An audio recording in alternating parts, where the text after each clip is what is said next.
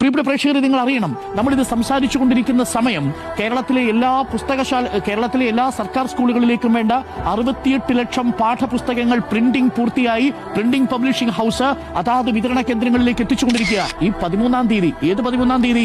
March മാസം 13-ാം തീയതി school പൂട്ടുന്നതിന് മുമ്പ് 68 ലക്ഷം വിദ്യാർത്ഥികളും ഈ ഫെബ്രുവരി 13-ന്, മാർച്ചല്ല, ഫെബ്രുവരി 13-ന്, അതായത് ഈ കൊല്ലത്തെ പരീക്ഷ എഴുതുന്നതിന് മുമ്പ് തന്നെ അടുത്ത കൊല്ലത്തേക്കുള്ള പാഠപുസ്തകങ്ങൾ തയ്യാറാണ്. മുഴുവൻ പാഠപുസ്തകങ്ങളും അച്ചടിച്ചു കഴിഞ്ഞിരിക്കുന്നു. ഈ സർക്കാരാണോ വേണ്ട എന്ന് പറയുന്നത്? പകരം ഏത് സർക്കാരാ വരണമെന്ന് പറയുന്നത്? ഓണം നേരത്തെ വന്നതുകൊണ്ട് പാഠപുസ്തകം അച്ചടിക്കാൻ കഴിഞ്ഞില്ലെന്ന് പരിഭവം പറയുന്ന, ക്ഷമാപണം പറയുന്ന ഒരു സർക്കാരിനെയാണോ ഈ ഭരണം ഏൽപ്പിച്ചു കൊടുക്കേണ്ടത്? 45,000-ഓളം ക്ലാസ് മുറികൾ ഹൈടെക്കും സ്മാർട്ടുമായിട്ടുണ്ട്. കേരളത്തിലെ ഡ്രോപ്പ് ഔട്ടുകളുടെ എണ്ണം കുറഞ്ഞു. ദേശീയ ശരാശരി അനുസരിച്ച് ഏറ്റവും കൂടുതൽ സൗജന്യ വിദ്യാഭ്യാസം നൽകുകയും ഡ്രോപ്പ് ഔട്ട് റേറ്റ് കുറയുകയും ചെയ്ത സംസ്ഥാനമായിട്ട് കേരളം മാറി. കൊച്ചിയിലെ ക്യാൻസർ സെന്റർ ഉദ്ഘാടനം ചെയ്തത് 370 രോഗികൾക്കാണ് ആ ക്യാൻസർ സെന്ററിൽ ഇനി ചികിത്സിക്കാൻ കഴിയുക. 12ഓളം ഓപ്പറേഷൻ തിയേറ്ററുകളാണ് അവിടെ തുറക്കാൻ പോകുന്നത്. കല്ലിട്ടു പോയതേയുള്ളൂ. ഇന്ന് ഈ കാണുന്ന രീതിയിൽ അത്യാധുനിക സംവിധാനങ്ങളോടുകൂടി തിരുവനന്തപുരത്തെയും കോഴിക്കോട്ടെയും ക്യാൻസർ സെന്ററുകൾക്ക് തുല്യമായ രീതിയിൽ ഒരു മികച്ച ക്യാൻസർ ഗവേഷണ കേന്ദ്രം ഇന്ന് തുറന്നിരിക്കുകയാണ്.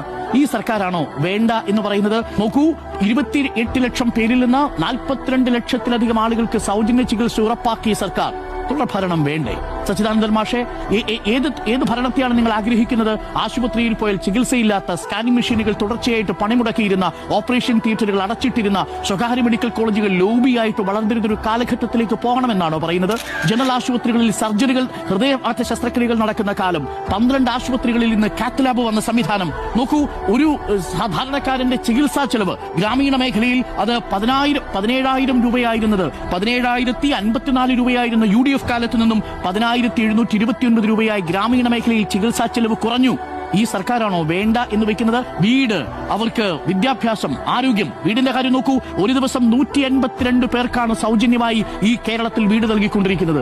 ഒരു ദിവസം 182 പേർക്ക് കിടപ്പാടം നൽകുന്ന സർക്കാരിന്റെ ഭരണമാണോ, തുടർ ഭരണമാണോ ആപത്താണ് എന്ന് കവി സച്ചിദാനന്ദൻ മാഷ് പറയുന്നത്?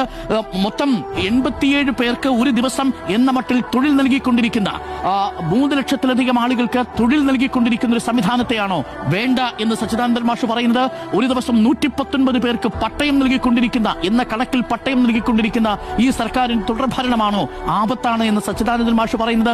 എങ്ങനെ നിങ്ങൾ തുലാസിൽ തൂക്കി നോക്കിയാലും നോക്കൂ, ഒരു സർക്കാരിനെ വിലയിരുത്താൻ നിങ്ങൾ ഭരണത്തിന്റെ മികവ്, വികസന പദ്ധതി, ഏകദേശം 90,000 കോടിയുടെ കിഫ്ബി വികസന പദ്ധതികൾ, വ്യവസായ സൗഹൃദ ഇൻഡെക്സിൽ 1ാം സ്ഥാനത്ത് നിൽക്കുന്ന സർക്കാർ, ഈ സർക്കാരിന്റെ തുടർഭരണമാണോ ആപത്താണ് എന്ന് സച്ചിദാനന്ദൻ മാഷ് പറയുന്നത്?